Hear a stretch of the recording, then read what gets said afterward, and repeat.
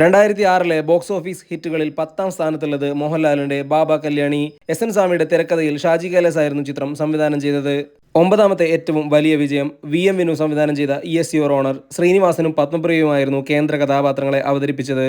8ാം സ്ഥാനത്തുള്ളത് ദിലീപിന്റെ ചെസ്. രാജ്ബാബു സംവിധാനം ചെയ്ത ചിത്രത്തിൽ ഭാവനയായിരുന്നു ദിലീപിന്റെ നായികയായി എത്തിയത്. ആശിഷ് വിദ്യാർത്ഥിയും പ്രധാനപ്പെട്ട റോളിലുണ്ടായിരുന്നു. 7ാം സ്ഥാനത്തുള്ളത് സുരേഷ് ഗോപിയുടെ ചിന്താമണി കൊലക്കേസ്.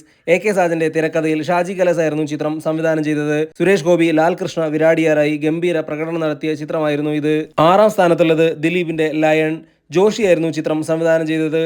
തിരക്കഥയൊരുക്കിയത് ഉദയകൃഷ്ണ, CBK തോമസ്. കാവ്യമാധവൻ ദിലീപിന്റെ നായികയെത്തിയ ചിത്രമായിരുന്നു ലയൺ. 5ാമത്തെ ഏറ്റവും വലിയ വിജയം മോഹൻലാലിന്റെ വടക്കുന്നാഥൻ. ഷാജുൻ കാര്യാൽ സംവിധാനം ചെയ്ത ചിത്രത്തിന് തിരക്കഥയൊരുക്കിയത് ഗിരീഷ് പുത്തഞ്ചേരിയായിരുന്നു. പത്മപ്രിയ മോഹൻലാലിന്റെ നായികയെത്തിയപ്പോൾ കാവ്യമാധവനും ഒരു പ്രധാനപ്പെട്ട റോളിലെത്തി.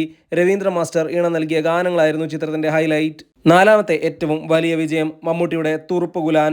ഉദയകൃഷ്ണ, CBK തോമസിന്റെ രചനയിൽ ജോണി ആന്റണിയായിരുന്നു തുറുപ്പുകുലാൻ സംവിധാനം ചെയ്തത്.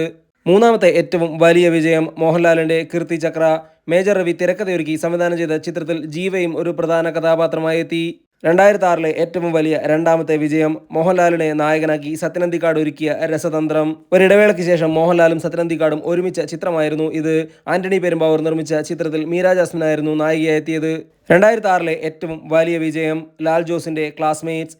ജെയിംസ് ആൽബർട്ട് തിരക്കഥയൊരുക്കിയ ചിത്രത്തിൽ പൃഥ്വിരാജ്, ജയസൂര്യ, ഇന്ദ്രജിത്ത്, നരേൻ തുടങ്ങിയവരായിരുന്നു കേന്ദ്ര കഥാപാത്രങ്ങളെ അവതരിപ്പിച്ചത്. കാവ്യമാധവൻ നായികയായി എത്തിയ ചിത്രമായിരുന്നു ഇത്. മലയാള സിനിമയിലെ എല്ലാ കളക്ഷൻ റെക്കോർഡുകളും തകർത്തെറിഞ്ഞ ചിത്രമായിരുന്നു ക്ലാസ്മേറ്റ്സ്. അലക്സ് പോൾ ഒരുക്കിയ ചിത്രത്തിലെ ഗാനങ്ങളെല്ലാം തന്നെ വലിയ രീതിയിൽ ട്രെൻഡായി മാറി. ഒരു ക്യാമ്പസ് ചിത്രം എന്ന രീതിയിൽ മലയാളികൾ ഏറെ ആഘോഷിച്ച ചിത്രമായിരുന്നു ക്ലാസ്മേറ്റ്സ്.